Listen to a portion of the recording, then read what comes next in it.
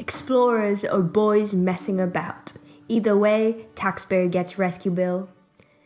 The last expedition ended in farce when the Russians threatened to send in military planes to intercept them as they tried to cross into the Siberia via the icebound Bering Strait. Yesterday, a new adventure undertaken by British explorers Steve Brooks and Quentin Smith almost led to tragedy when their helicopter plunged into the Sea of Antarctica. The title gives a first impression on the two men by referring to them as boys. The author chose to use a rhetorical question in the title to question the maturity of these two characters.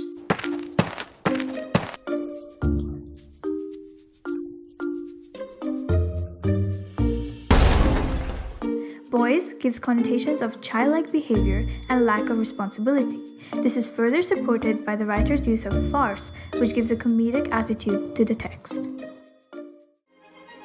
The men were plucked from the icy water by a Chilean naval ship after a 9-hour rescue which began when Mr. Brooks contacted his wife, Jo Veste, on his satellite phone asking for resistance. The rescue involved the Royal Navy, the RAF, and the British Coast Guards. Last night, there was resentment in some quarters that the men's adventure had cost the taxpayers of Britain and Chile tens of thousands of pounds. The writer uses listing in the quotation Royal Navy, the RAF, and the British Coast Guards to reflect the chaos created and the impact these two men had upon the country by messing about. It further implies that these men don't take responsibility for their actions and do not care if it involves such serious organizations. Experts question the wisdom of taking a small helicopter. The 4-seater Robinson R44 has a single engine. Into such a hostile environment, there was also confusion about what exactly the men were trying to achieve. A website set up to promote the Bering Strait expedition claims the team were planning to fly from the North to South Pole in their trusty helicopter. The use of dashes is used to separate the mode of transport these two men used to emphasize their stupidity and lack of professionalism. It is also referred to as trusty helicopter, put between speech marks to create a sarcastic tone and a sense of irony because it wasn't trusty at all.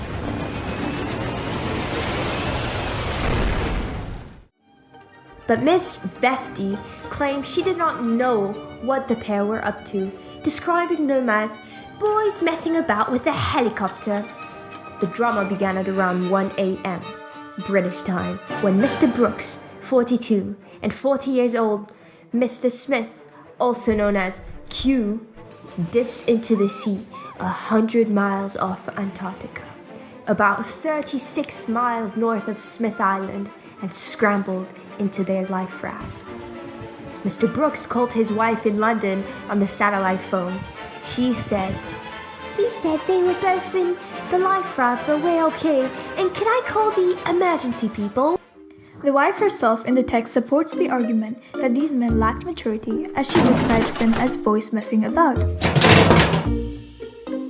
Mr. Smith calls himself Q, which could give us some insight on how he views himself as a James Bond-like figure, displaying an immature connotation. The rescuers are referred to as emergency people, reflecting how, from her higher class view, she has no respect for the common people that have to go through the consequences of the expedition. Meanwhile, distress signals were being beamed from the ditched helicopter and from Mr. Brooks Britland's emergency watch, a wedding present. The signals from the aircraft were deciphered by foul-mouthed Coast Guard and passed on to the Rescue Coordination Centre at RAF Kinloss in Scotland. The Royal Navy's ice patrol ship, HMS Endurance, which was 180 miles away surveying uncharted waters, began steaming towards the scene and dispatched its 2 Lynx helicopters. One was driven back because of poor visibility, but the second was on its way when the men were picked up by a Chilean naval vessel at about 10:20 a.m. British time. Wedding presents are usually worn to portray wealth and luxury. The watch is a symbol that shows how rich the character is. The author chose to write the ice patrol ship as steaming, which provides a scorching tone to the text. These hints that the author feels frustrated by these careless men. Though the pair wore survival suits and the weather at the spot where they ditched was clear, one Antarctic explorer told Mr. Brooks' wife it was nothing short of a miracle that they had survived. Both men are experienced adventurers. Mr. Brooks, a property developer from London, has taken part in expeditions to 70 countries in 15 years. He has trekked solo to Everest Base Camp and walked barefoot for 3 days in the Himalayas. He has negotiated the whitewater rapids of the Zambezi River by kayak and survived a charge by a silverback gorilla in the Congo. He's also a qualified mechanical engineer and a pilot. He and his wife spent their honeymoon flying the helicopter from Alaska to Chile. The 1,600-mile trip took 3 months. Mr. Smith, also from London, claims to have been flying since the age of 5. He has twice flown a helicopter around the globe and won the World Freestyle Helicopter Flying Championship. The experiences of the men are listed to create irony because clearly the expedition was a failure. Overconfidence and cockiness is shown. The use of the words qualified and pilot also sounds sarcastic due to the men not being able to efficiently fly the helicopter, although they are certified. Despite their experience, it is not the first time that they have hit the headlines for the wrong reasons. In April, Mr. Brooks and another explorer, Graham Stratford, were poised to become the first to complete a crossing of the 56-mile-wide frozen Bering Strait between the US and Russia in an amphibious vehicle, Snowbird 4, which could carve its way through the ice floes and float in the water in between. But they were forced to call a halt after their Russian authorities told them they would scramble military helicopters to lift them off the ice if they crossed the border. Ironically, one of the aims of the expedition, for which Mr. Smith provided air backup, was to demonstrate how good relations between East and West had become. This line conveys to the readers that this reckless habit has been continuous and they haven't learned from the past. Using the word poised to describe how Mr. Brooks did his last expedition has an oxymoronic tone since poised suggests elegance and gracefulness, which contradicts how the expedition turned out. It is also worth noting that by starting the next paragraph with but drastically changes the tone of the paragraph from a hopeful, optimistic ending to a harsh failure.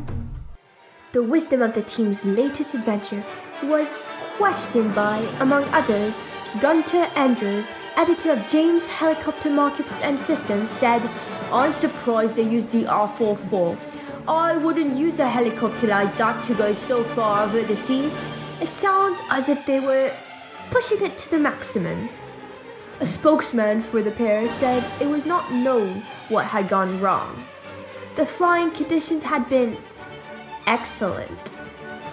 The Minister of Defense said the taxpayer would pick up the bill, as was normal in rescues in the UK and abroad. The spokesperson said it was highly unlikely it would recover any of the money. Last night, the men were on their way to the Chilean naval base Eduardo Frei, where HMS Endurance was to pick them up. Ms. Vancy said, "They have been checked and appear to be well.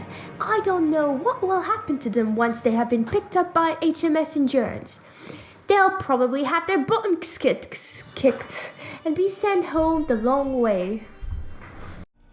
Again, the use of the words highly unlikely with speech marks hints at a snarky sarcasm from the author, since obviously they will not recover of any of the expenses. To further support this idea, HMS Endurance is written in italics, which enhances the mockery of the two explorers.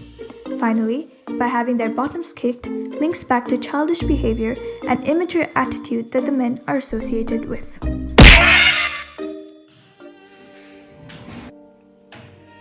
Perfect. So, thank you for listening, and hope you don't fail.